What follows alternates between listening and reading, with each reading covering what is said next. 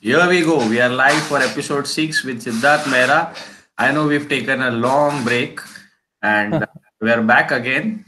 And it's been a Derby Day blue weekend so far for every fan. North London Derby, Arsenal fans feeling the blues after missing that penalty.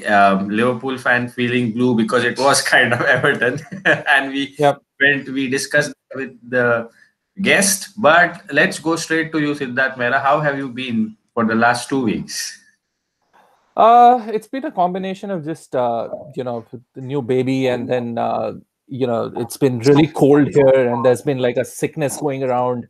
So Oh just yeah, kind of focusing a little bit on the family. So we missed a lot of discussion worthy things. Like the reintegration of Ozil back into the Arsenal team, and then Bates come back, Arsenal's come back, and yeah, yeah. So pretty a lot of stuff to catch up about, but let's keep this focus on the derby and a few other things. I've been correct. good. So what do you want? What do we want to chat about first? Yeah, let's start with the North London derby. The talking points, the game so Yeah. far. How did it go? Emery's tactics was spot on, isn't it? And we almost pulled off a result until that Aubameyang penalty missed. But there is so much that happened before it. The penalty decision leading to the Kane, and then there was the Aubameyang penalty where you saw Vertonghen deep inside the box when the penalty was taken. A lot of controversies. VAR cannot get here soon enough, isn't it? Yeah, absolutely. I mean, let's address all those issues. I mean, there's like a week's worth of content in that one game alone. Uh, uh, so obviously, North London derby, and if you were going to ask me, before the game began, would you be happy with a point away at Wembley or away at Spurs, where we haven't won away in a while? I would have gladly taken that.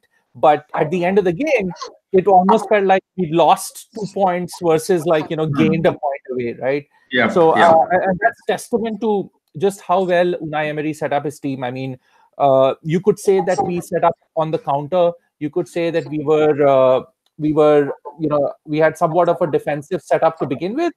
But then that's how you stop a team like Spurs. These Spurs players have been playing together for several years now, so obviously Correct. they have they're more coherent together. They have more fluency playing together, and our bunch of guys, whoever's fit that week, gets to play.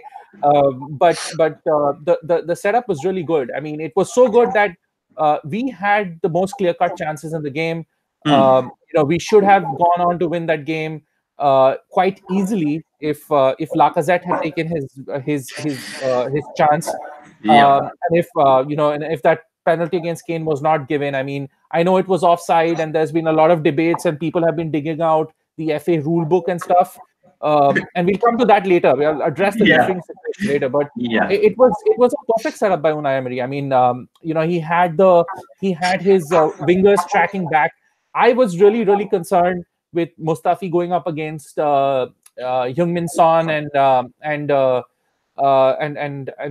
Danny Rose. And Danny Rose was there because he puts in some quality crosses in from the left, but Mkhitaryan did completely took Danny Rose out of the game Correct. to such an extent that Pochettino had to move Rose to defensive midfield.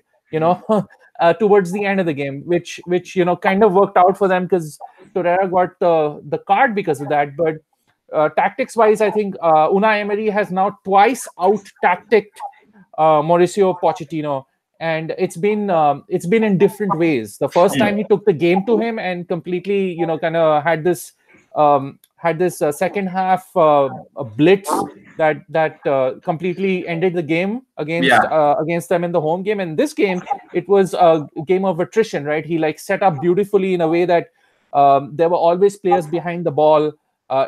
Spurs have some very good dribblers.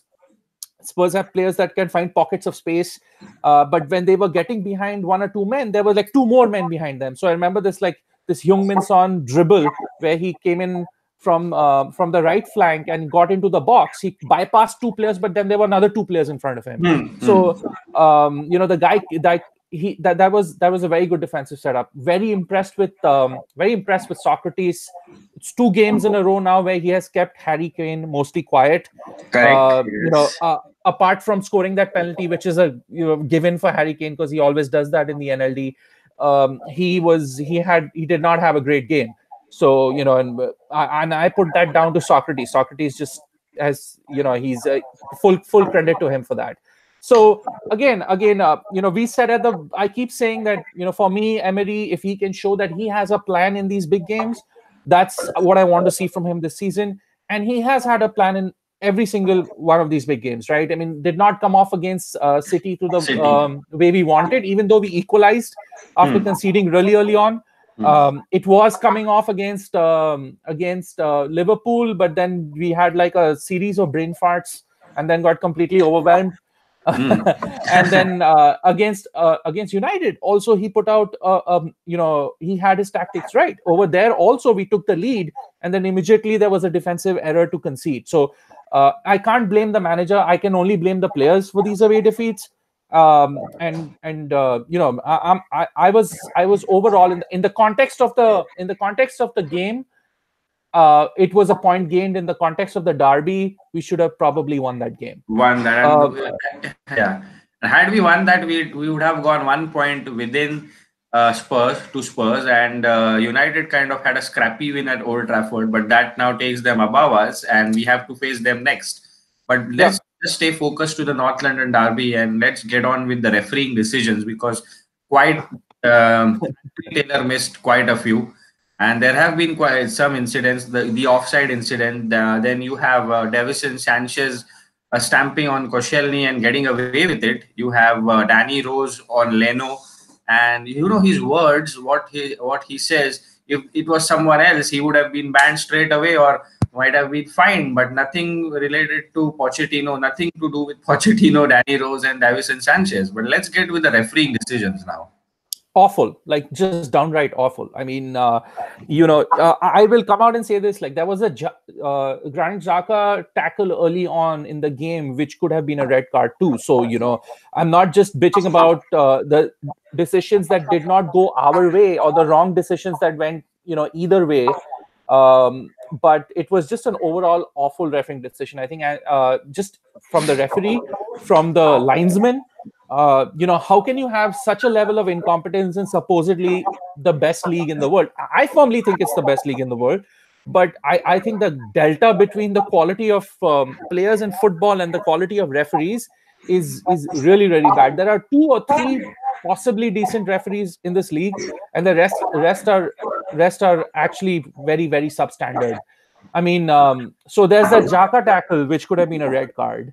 In no way whatsoever was that goal was that not offside. There were 5 Spurs players offside for the penalty decision.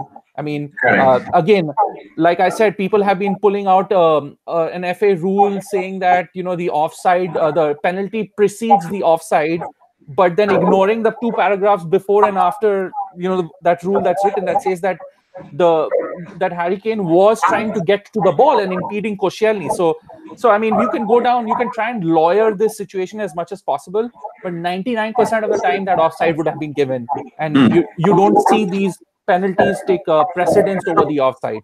That was another awful decision. I think the kick that Danny Rose had on Leno was a straight red. I mean, if you look at the slow-mo replay of that situation, at one point he had both his legs up in the air and he was going straight for Leno's chest. I mean, what are you in no way was he close to the ball trying to win the ball. His goal was to hurt Leno, and you don't give a red card for that. So Banyang penalty was a soft penalty. I mean, it probably should not have been given. I mean, Opa looked kind of guilty when he was stepping in to take the penalty. When he got the decision, he kind of looked, he wasn't very ecstatic or anything. He looked like he was going to miss when he stood up to take the penalty. It was probably pretty dumb of him to think that he could go the same direction, literally take the same penalty that he took in the home game, and Lloris did not call for it. But that penalty should have been taken by someone else, simply considering Oba's mental state at that point. And then there was encroachment on that penalty. It should have been retaken, which allowed Vertonghen to make a goal line clearance. But complete shambles. I mean, if you're going to give Torreira a red card for that challenge on Danny Rose, then on what grounds can you not give Danny Rose a red card for that Leno situation? True, true. Today we're hearing that the stamp from Davinson Sanchez on Koscielny was seen by the official, so there won't be any retrospective action taken on that. Well, if that is the case, this group of referees and linesmen should not referee another game, because the level of they had a nightmare.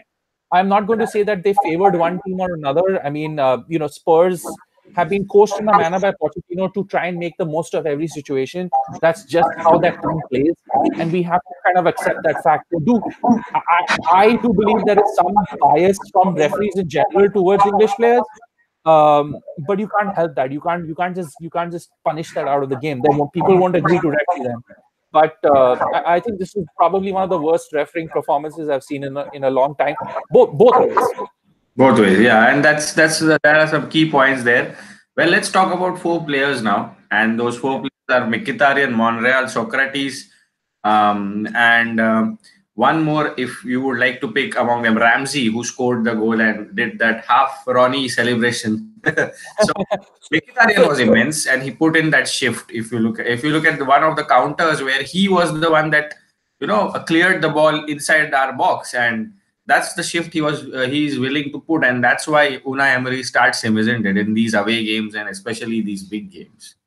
So this is the Mkhitaryan that made his name at Dortmund. We are starting to see a little bit of that player. We saw him against Bournemouth, and now you saw him, play that game against Spurs. This is why he keeps getting picked by Unai Emery. That's what he wants from his creative players. He wants them to be able to create as well as to track back and help out in defense. If Mkhitaryan had not put in the shift that he did, we would have conceded from that side. Mustafi alone could not keep that side closed. Mkhitaryan played a ball to Aubameyang from the outside of his foot, which was like reminiscent of a ball that Kaka played in the Champions League final against Liverpool. And I was like, where did that come from? Where is this Mkhitaryan? Usually you've seen him kind of try to take shots from outside the box or make some decent runs. But he probably had his best game for Arsenal against Spurs. I hope he can keep this form up, because if he can keep his form up, Mkhitaryan is also a significant goal contributor. He's not just he's not just a creative element. He chips in with a bunch of goals as well, and I think that's what we need from him. And I'm very happy with Mkhitaryan. I think people who support Arsenal kind of expect that, we have Mesut Ozil, so any guy who's a sort of a winger or a winger playmaker hybrid needs to be like Ozil, or needs to have that same talent level or production level as Ozil. That's just not true. You're not going to get that. Mkhitaryan reminds me of Thomas Rosicky. I've always said that. Not just because they both were from Dortmund, but they just have that hustle element to their play. Rosicky, one of the things when he played was you knew that he would never give up. He just pushed off the ball, he would scramble back, win the ball back. He was like a smaller than Mkhitaryan, probably lighter than Mkhitaryan, but pretty very aggressive player in terms of pressing and in terms of winning the ball back. So very impressed with Mkhitaryan. And long may this. Yeah, and who can forget those tackles from Rosicky, the clear ones, the 2-foot ones that got the ball back. But yes, Monreal was immense as well. Ramsey scored the goal, and you could hear Peter Drury. Those lines have become yet another Peter Drury commentary that has become famous. That one day Ramsey will wake up from his on his bed in Turin and realize that he can't play these games anymore. So that was all about NLD. Unai Emery. I stressed upon this fact that he had his tactics spot on, only for the players to let him down with the finishing. Things could be much different, and had the referees not had the game they had, and certain decisions, Arsenal were the clear winners there. There was nothing. So Yeah. I will say one thing though, that Ramsey celebration was unbelievable. I mean, you score a goal at Wembley and then his celebration is like, this is what I My, belong here. This is my fucking pitch. I mean, that should be the statue that we build outside the Emirates after Arsene Wenger statue, which is going to happen. Should be him, kind of doing that celebration. That's the way you take it to your rivals, right? And he's always been very passionate about the derby. You knew he was going to score when he made that breakaway, and I will miss him. I mean, he's shown that he's a true gooner. Wilshere was the one who did the chants and everything, but Ramsey actually contributed very significantly to North London derbies. true that, and let's just finish off this NLD segment part with one more question. Unai Emery had that 22 game unbeaten run, then kind of lost holding, lost players through to injury, and then what happened is there was a dip in form. We've lost some points, we've lost some games, but he's starting to find his rhythm back with the players coming back, isn't it? And where do we go now? What season lies ahead of Arsenal now? If we can beat United, and I think that is a must win in terms of top four. I think that will blow the top four race wide open. I think Spurs are not in good form.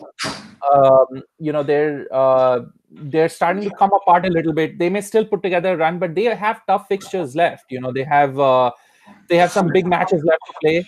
Liverpool, yeah, Liverpool and City, if I'm not wrong. Liverpool and City. They have to go to Anfield and they have to go to City, right? So those Yes, are both. yes, yes. They are also playing Southampton this weekend, and that's not going to be. I think they are playing Southampton this weekend. Maybe wrong, but Yeah, I think yeah, yeah.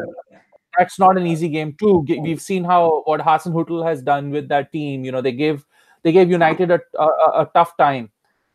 So I think if we can beat United, which will be a tough game, it won't be an easy win. I mean, United are giving up chances, but they're also creating a lot. So I think it'll be a fairly open game. It could go either way. If we can beat United, it blows the top four race wide open. And I think Spurs might get dragged into that top four race, which is good for us because you'd rather have four teams competing for two places than three teams competing for one. It could go either way. But I also think that our away form plays a huge part. People say that on paper we have the easiest fixtures, but look at some of the teams we're playing away, right? Burnley Yeah. away, Wolves away, Leicester Leicester away. away. Yes. These are under Brendan Rodgers, and these are not easy games. I mean, Watford away. So these are going to be tough games. I mean, it's almost like that old saying that every game is a cup final. In this case, every Correct. game is like every game is a top four is like a trophy cup final. So Well, that's the way that's the way you put it. But it's going to come down to the wire. I don't see any easy path for any team to the top four right now. correct. And to be very honest, Arsenal have to win that game against United, and they have rain there in the Europa League over the two legs, which means that after let me just show you the fixtures here. What Arsenal have, and Arsenal kind of have their Wolves game postponed because they are in the FA Cup quarterfinals against United. So after the second leg against Rain, Arsenal don't play until the first day of April. So they have a good amount of rest considering the fact that they have an international weekend off between, and they don't play on the weekend of the last weekend of March. They play a Monday night game. So that's kind of a lot of rest for the players. After which they have Everton away, Watford away, two games back to back. And then you have Crystal Palace at home, Leicester away, Brighton home, and Burnley away. So our last fixture is Burnley away. Some tricky fixtures there, and we should be getting. But let's get our attentions back now to the Merseyside derby. Something decided the fate of the table momentarily because Liverpool failed to go top 0-0. And that's another draw for Jurgen Klopp. A lot of questions raised, a lot of wind, ice, fire, heart, soul, Captain Planet being missed there. So, what did you make of that game? I think Everton defended really well. I mean, Liverpool went for it. I mean, you can say that people have been complaining about their midfield and why are you playing Milner? Why are you playing Lalana? I mean, the guy has he has to rotate right now. He has no option but to rotate. He's you have to keep one eye on the game against Bayern, which is very winnable. By the way, I mean, people think that they have to go to the Allianz Arena and score a goal. I think this team can do that. But you can also see that the pressure is starting to get to Klopp. Uh, a little bit. People are questioning his tactics, and then he came out and said to the reporter that I was just watching a video. I'm very disappointed in you. It's not. This is not PlayStation or FIFA or something where you can just go all out attack and things will start working for you and stuff. I think I think the draw doesn't help them. Obviously, that gives City the mental edge now in the home stretch. Now that they are top, and Pep doesn't usually let go of situations like that. This is the part where Pep starts turning the screw, and you can see that even though Liverpool went out and spent money, City have a better squad because City were able to bring on Riyad Mahrez when De Bruyne got injured, and he comes up with the winner, right? So Yes. City didn't spend a lot of money in the summer, but they didn't need to because they had spent so much money in the summer previous and brought down the average age of the squad. They just enhanced and added that one elite player, and Mahrez is elite. I don't care what anybody says. Yeah. Who can come on and make a difference. The guy is a winner. He's won the league. He's made key contributions in winning the league. He was player of the year. So Yes. so City have the ability to kind of bring that quality on. uh, Klopp doesn't, and Klopp is going to have to and Klopp can't hide behind that as an excuse, right? He will get more money to spend obviously in the summer because Liverpool will make Champions League next year, whether they win the league or not. But he doesn't have the luxury of that squad depth that Pep has. I think that may hurt him. I also think that there's no real there's no real winning mentality yet in that squad. I mean, Van Dijk is a great acquisition, and I know we have a segment on him a little later. Uh, but the guy has played for Southampton. I mean, he's an individual, a great individual contributor. He's helped shore up their defense, but he doesn't know what it's like to win a trophy yet. So I mean, I think it'll be interesting to see. They could unravel, or Klopp himself will have to dig in deep because he's won leagues before, and he will have to come up with some kind of a formula to match City, because I don't see City getting any weaker from here. I think this City are out of their little slump. They haven't played well, but they're winning games. I They're mean, grinding out results. Yeah. yeah, like the Bournemouth game. I mean, Bournemouth, they didn't have a shot on target entire game. I mean, I don't think a shot on goal. Forget shot on target, right? Yeah. Yeah. Uh, and even though it was a 1-0 win, you knew City were going to win that game. So I mean, it's going to be tough for Liverpool. If they win the league from here, I'd be very impressed. I think the advantage is with City. Absolutely, and it's been like that for the past few games, isn't it? City winning 6-0, but City grinding out those results, 1-0 against West Ham and now 1-0 against Bournemouth, where Yeah. Liverpool go against United 0-0 and now again against Everton. So let's get our attentions on some of the excuses that Klopp has made. What have the his words with the wind and the grass and everything all the time? See, I mean, sometimes when your team, at least, I'm sorry, I'm getting some feedback on my earphones, so I'm rambling a little bit. But what usually happens when your team doesn't get the result that you need is that you'll find it manifesting itself in different excuses, right? Arsene used to do this a lot. Arsene used to protect his players all the time, and then find 10 different things to blame, other than his players.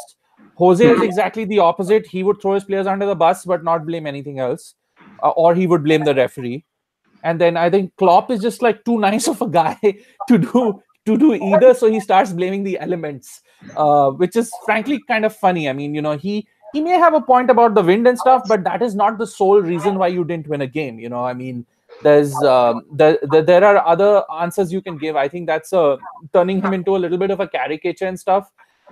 He can't keep using that as an excuse, and not in this day and age. In this day and age, anything you say will be turned into a meme within two seconds. Correct. And you can see that now people are like posting stuff with like that Hrithik Roshan song and stuff from saying that Klopp's excuse and all that kind of stuff. And the It's just Captain Planet thing.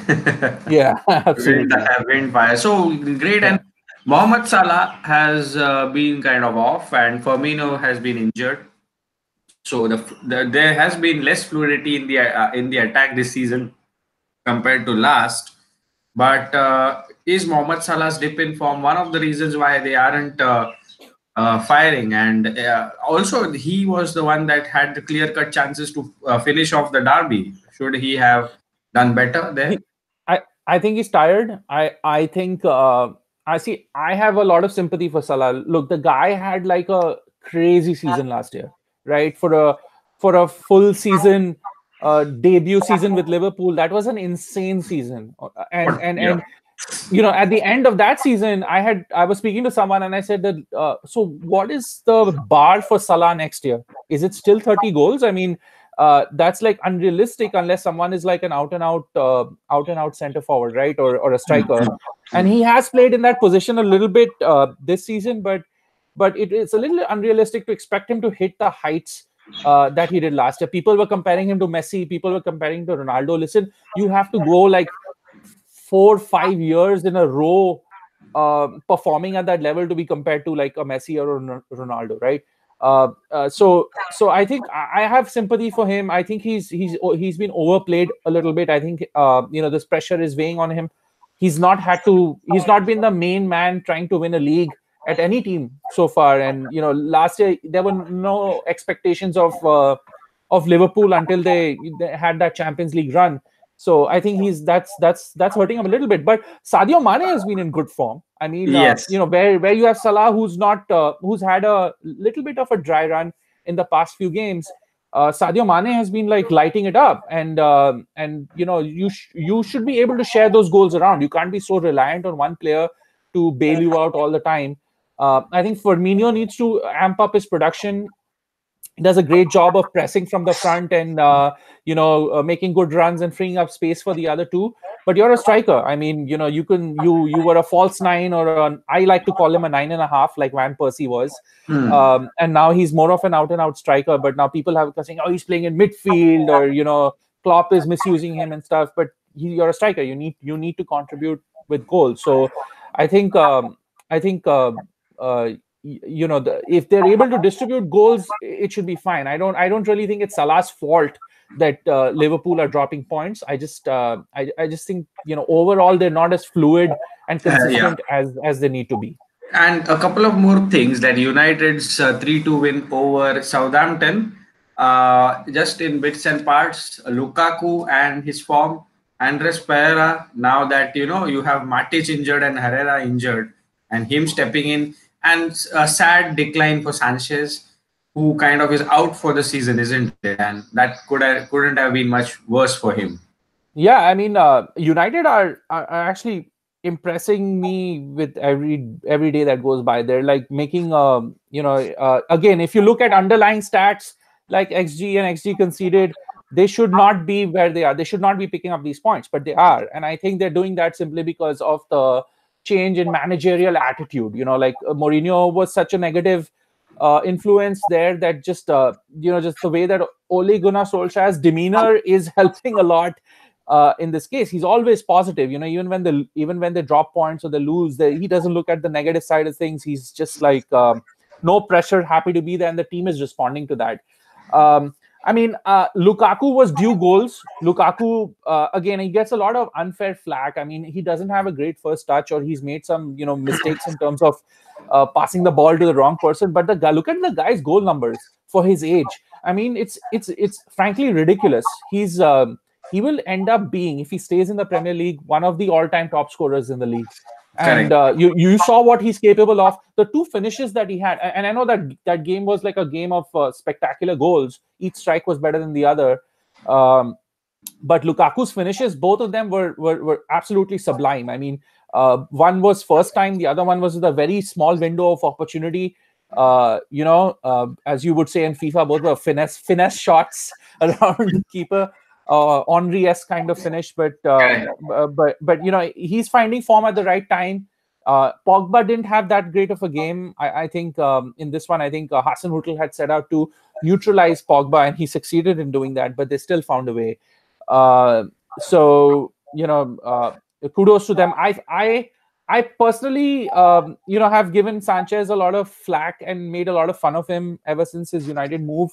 But it's kind of sad to see him. I think he's done in the Premier League. For that amount of money, you cannot have a player who's actually bringing the team down. And I think this knee injury is just a convenient way. I mean, he may actually be injured, but they're probably going to use this to phase him out of the team. He'll probably end up at PSG or something next season.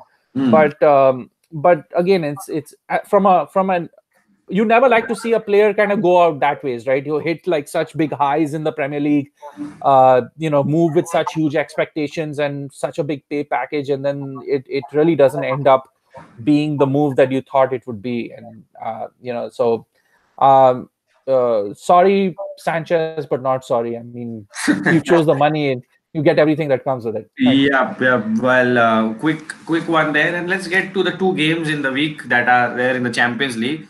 Also, let's focus somewhere on the German Bundesliga, which has now in such a stage that Bayern have leveled on points with Dortmund and are just two goals. The goal difference is behind. But let's get to the Tottenham Bayern BVB games here, and BVB 3-0 down.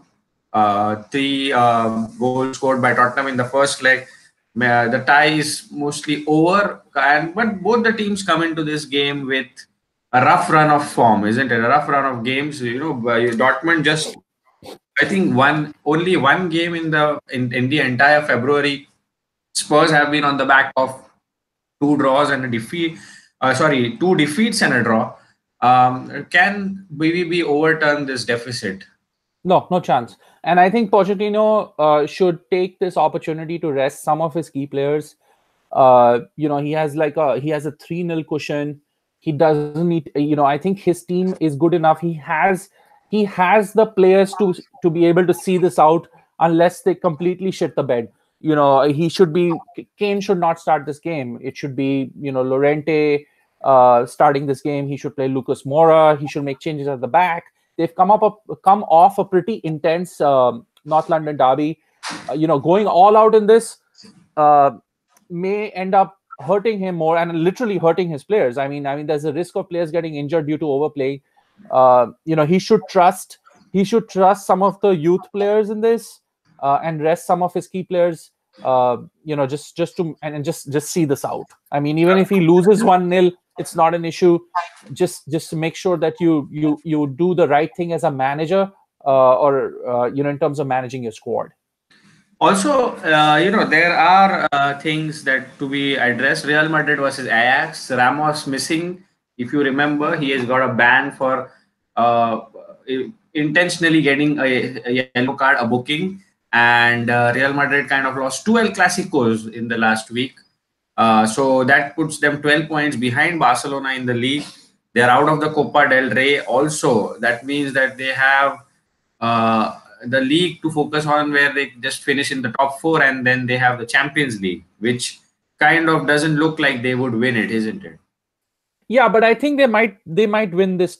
They might go through here, right? So people are saying that Ajax have a good team and stuff, and they definitely have a chance.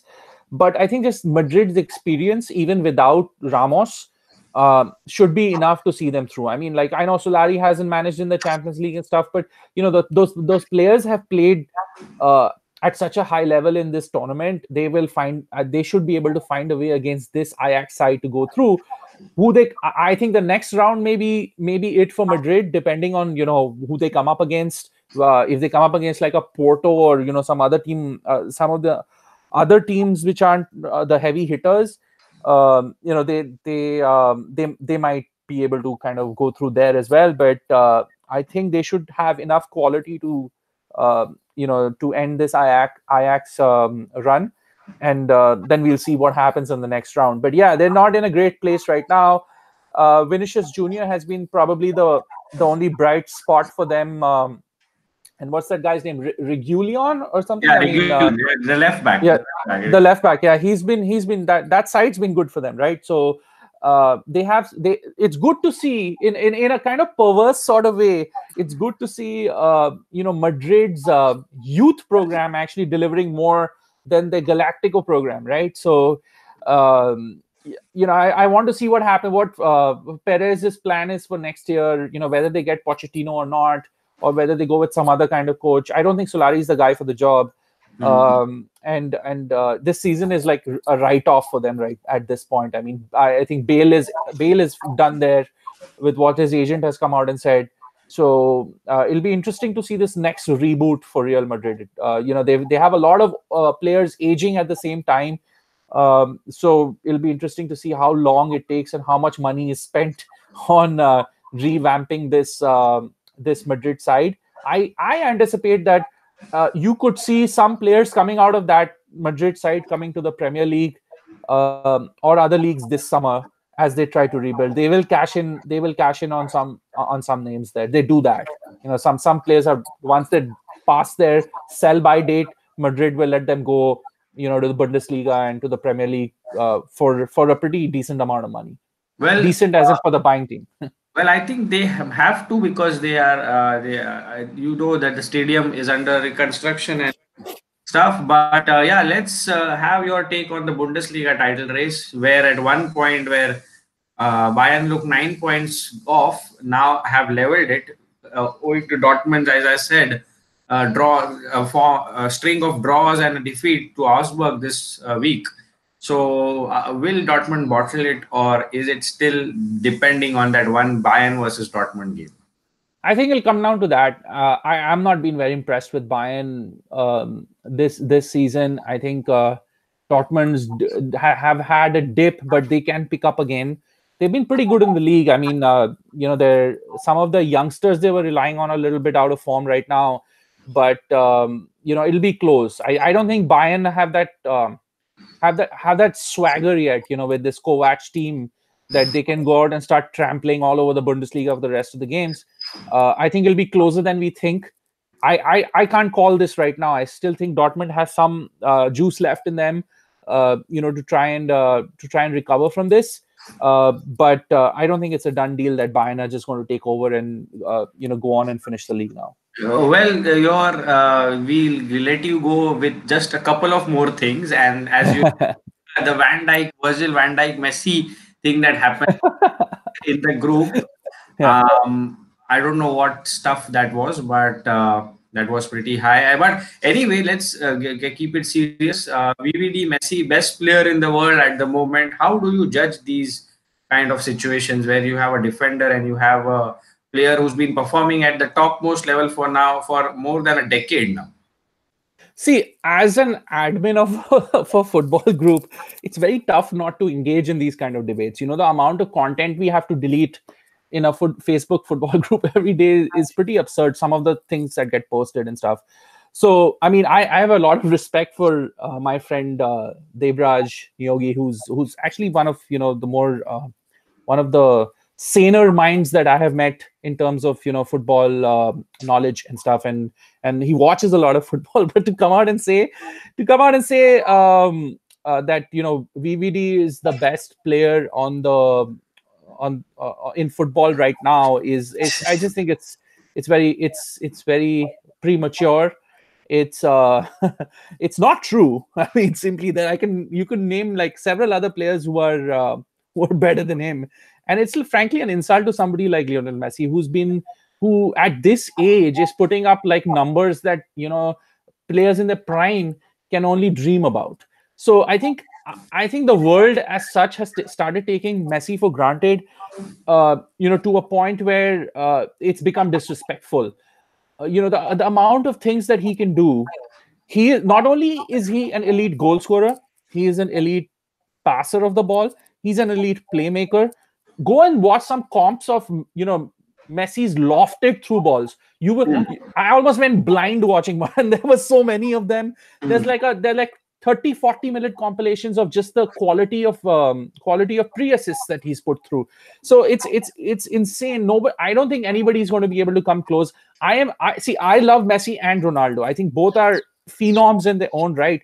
But anybody who comes out and starts having that Messi Ronaldo debate, I just don't try to engage in them. If you don't know by now that Messi is probably one of the best of all time, and let's not go down that path. It's just insane. And like I said, the guy has 45 goals and assists this season already. The season's not over. There's a good 3 months left, longer if you consider how far Barcelona will go in the Champions League. There's a good chance he'll end up with close to 60. So are you going to take that and compare it to Virgil van Dijk, whose biggest achievement so far is that he has reached a Champions League final and is challenging for a Premier League. Come on, that's just you can say he has a very good overall skill set. For a center back, when they say that you're tall and good in the air, you're not fast, but he is also fast. His one-on-one defending is very good. His positioning is very good. Can he go on to become one of the best center backs of all time? Of course, he has that. He has that skill set. He has he has that personality about him. But I think there's a lot of recency and confirmation bias going around when you see him playing with a bunch of bozos like Lovren, who he's actually made perform better, and a guy like Matip, who is who actually I think is a little underrated. I think he's like a 6.5 out of 10 in every game, but he's not spectacular. It tends to highlight how good he is. A little more, put him next to someone like a Koscielny, put him next to someone like a Socrates. You'll start finding faults with Van Dijk, because you'll start seeing what those guys do really well, or for that matter, even a player like Laporte or John Stones, who have all been pretty good. So he's coming to a team which has been known for having defensive issues, and he's helped them tighten up those defensive issues. That tightening up, until and unless it results in something, you can't call someone the best player in the world just because of that. I mean, on that basis, I could have said that for one season, Wes Morgan was the best player in the world. Are we really going down that path? Robert Huth and Wes Morgan were the best centre back pairing in the world at one point in time. You're going to call me crazy? I feel stupid saying that. I mean, it was entertaining. I thought I would stay out of that debate, but I just couldn't help myself. Devraj, all due respect to you, we love you, we respect you. We want you on the show. Come on and debate me, but that was not a good take. And to round up this episode with what will be an Arsenal versus Manchester United game in the Premier League this weekend, will be influential in the top 4 result, isn't it? How do you expect these managers to go about in the game, and what will be the talking points there in the game, pre-game? Who will start, who won't, and your predictions for the game? So here's the thing: if we had won that Spurs game, I would have said it could have gone either way. I am a little concerned about the United game because we have to attack. We cannot now have a different game plan for United versus the one we had for them in the FA Cup, which we lost. And United will do that. United will sit back. United will try to hit us on the counter like they have done successfully in past visits at the Emirates. That's been their entire game plan at the Emirates for the past 5 to 10 years. And we cannot help but attack. So I'll be interested to see how Emery plays this out. I mean, I'm expecting us to go with a pretty aggressive, high pressing side. I think he will start Lacazette. I think he will not start Ozil again. But there has to be. I would be very impressed with Unai Emery comes out with a sort of with a set of tactics and a shape which does enough to press United, but at the same time does not give up counterattacks. And we know that he has not been able to do that so far very effectively. And without Torreira, that gets a little tougher. So I'm a little concerned about this game. I think we will be there for the taking a little bit for United. I would be again. It would take my respect up for Unai Emery a notch if we can come out of this game with 3 points. I also want our strikers to take out some of their frustrations in this game. They've Yeah. missed a lot of big chances in the last few games. Aubameyang and Lacazette both missed chance. One missed a penalty, one missed a clear-cut goal-scoring chance which should have gone in. I'd said after the game that if Laka took that penalty that Aubameyang was supposed to take, he would have probably scored it. And if Aubameyang had that cut back that Monreal gave Laka, he would have probably tapped it in. They were like chances like suited for their for opposite skill sets, right? Correct. So I want to see a big performance from our strike force, and I want to see a big performance again from Mkhitaryan. I think he has a point to prove against United. He has scored against them last year away, but we lost that game. It was a dead rubber game, anyways. Last game, yeah, right. So I'm excited. I am looking forward to this more than I was for the North London derby. I expected we'd set up to get a point. We should have got more, but we got a point. But this is a must-win game for Arsenal. And Unai, please use your footballing brain to come up with something here. We need this. Good evening and good evening. So what an episode it's been. I know we missed a Sunday, but we've covered almost everything that happened in the weekend, and we've almost done the previews of the Champions League. We will get to the next set of fixtures when they are coming by. There are a few games where I just want your prediction. Yep. Midweek, and those are Porto, Roma, and United PSG. Is now, considering the fact that United are 2-0 down, and with the injuries they have, is there a comeback on against PSG? Also, Roma and Porto, just a prediction. Okay, first of all, find me one person who's in your immediate circle or in the groups that we are in who's going to watch Porto versus Roma. So I can give you a prediction, but no one really cares. So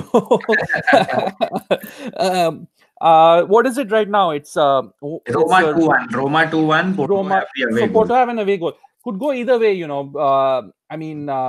Porto have this annoying habit of just being around in the Champions League every year, and sometimes they cause an upset. I would probably say I don't know. I'm gonna go and say I think Porto might cause an upset here. They have the away goal. They have some decent players, especially in midfield and at the back. So I would say Roma's going out. And watch that prove me completely. Dzeko will probably score a hat trick, and that Italian kid that Monchi just got from Milan or something. I forget his name. He might just step up and stuff. But I'm going for an upset. I'm going for an upset there. PSG United. PSG United, I think, should be comfortable for PSG. I think Solskjaer hasn't found his feet in Europe yet. He's not that much of a tactician when it comes to going up against teams like PSG and a manager like Tuchel. At best a draw, but PSG to go through easily there. Well, such an episode it has been. You can see this is the thing. These are the things I've written down. More. We have the last week as well, but that's all from this episode, which is going to be changed to Sunday Morning Live, just because we want to keep that segment, up. But okay. So let's make a promise. The next Sunday morning, we will have a Sunday Morning Live. Right? but let's not do that actually, because United game Sunday night.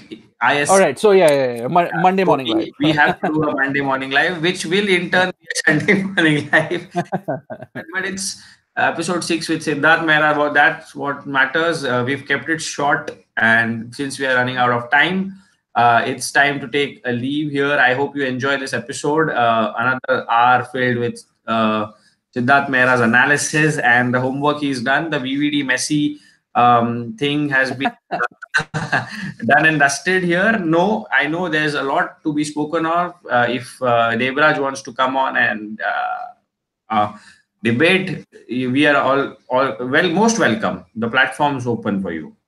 So Yep, he's setting me up. He's setting me up, Devraj. Watch. Hope you enjoy this episode. Make sure to subscribe and make sure to look forward to more episodes with Siddharth Mehra on the Sunday morning live episode. Here's your host Prasad signing out. Cheers, guys.